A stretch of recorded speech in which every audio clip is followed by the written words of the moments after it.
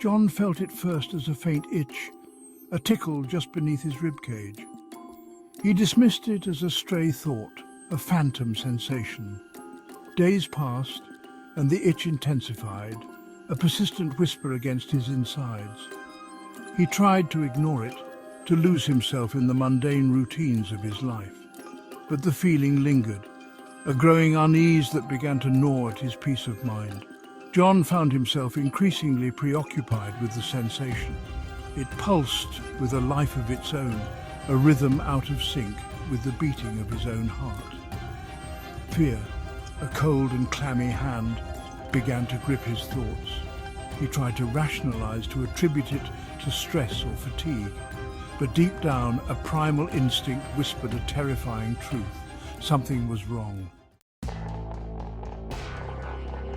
The sensation intensified, evolving from an itch to a constant writhing pressure.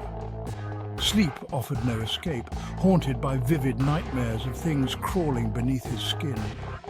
John became withdrawn, his reflection in the mirror a stranger. He had lost weight, his eyes shadowed with fear and exhaustion. The creature within fed on his vitality, growing stronger with each passing day. Desperate for answers, John sought medical help. Doctors ran tests, baffled by his deteriorating condition. Their scans revealed nothing unusual, their diagnoses ranging from psychosomatic illness to anxiety disorders. John wanted to believe them, to cling to the hope that it was all in his head.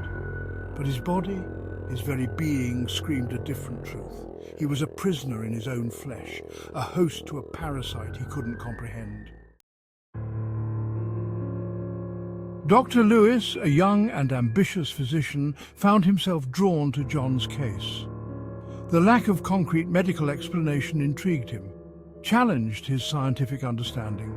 He pored over John's charts, searching for a missing link, a clue hidden in the labyrinth of medical data. He saw in John's eyes a raw, primal terror that mirrored the fear gnawing at his own sanity.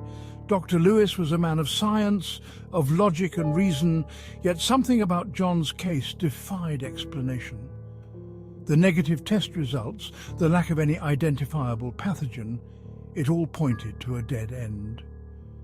But he couldn't shake the feeling that something sinister was at play, something beyond the realm of known medicine. For the first time in his career, Dr. Lewis entertained the impossible, the unthinkable. What if John's terror was not a delusion, but a horrifying premonition? John's body became his tormentor. Pain, sharp and searing, shot through him at random intervals. His skin, once healthy and vibrant, took on a sickly pallor, stretched thin over pulsating veins. He could feel the creature shifting within him, changing, growing. It was no longer a subtle presence, but a dark passenger, consuming him from the inside out. The once familiar contours of his body became alien, grotesque. He was a living canvas upon which some monstrous artist was painting a masterpiece of horror. Sleep became impossible. Every waking moment a descent into a personal abyss of fear and despair. His mind, once a sanctuary of reason, was under siege, teetering on the precipice of madness.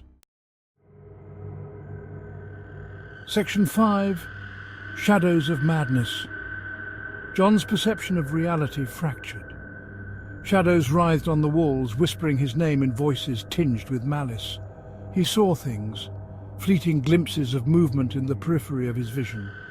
His once organized apartment became a chaotic mess, littered with scrawled notes and half-finished drawings, a testament to his unraveling mind. He withdrew from the world, isolating himself within the four walls of his apartment. His phone calls went unanswered. His friends' concerns met with silence.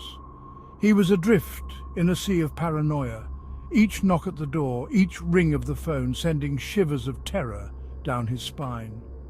He was a prisoner in his own mind, the line between reality and nightmare blurring with each passing day.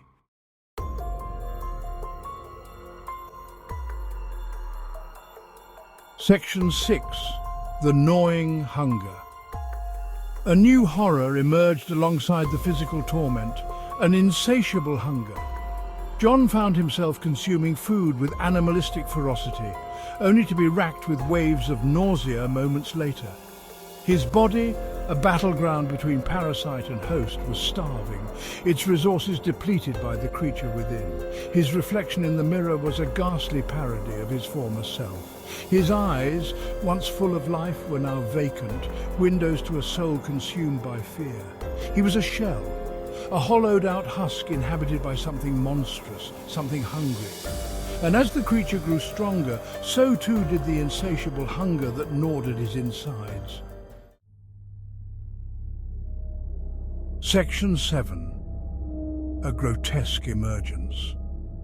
The pain became unbearable, a symphony of agony that shattered the last vestiges of John's sanity.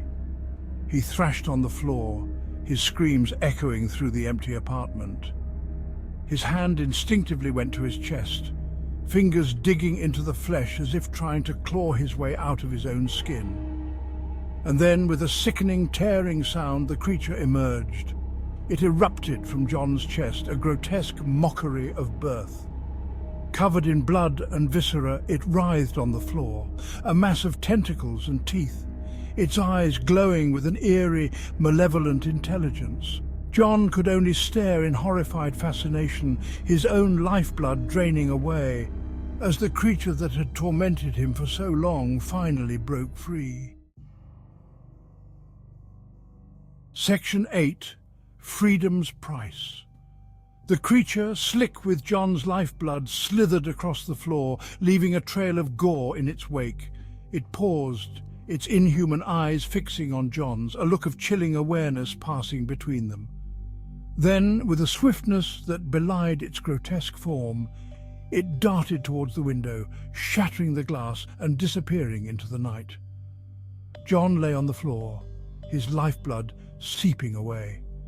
The pain had subsided, replaced by a chilling emptiness. His last breath escaped his lips in a ragged sigh, his eyes staring vacantly at the ceiling. He was free, finally free from the torment that had consumed him. But the cost of his freedom was absolute. His life, his sanity, his very humanity. Section 9. A city shrouded in silence.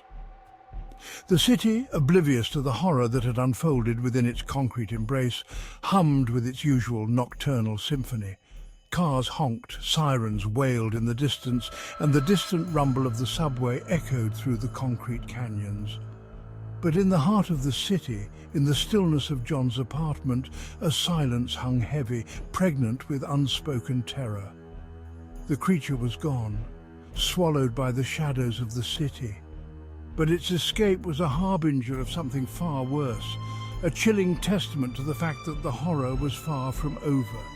It was loose now, free to spread its insidious terror, to claim new victims, to plunge the world into a nightmare beyond comprehension. Section 10. We are not alone. In the days that followed, whispers of strange occurrences began to surface throughout the city.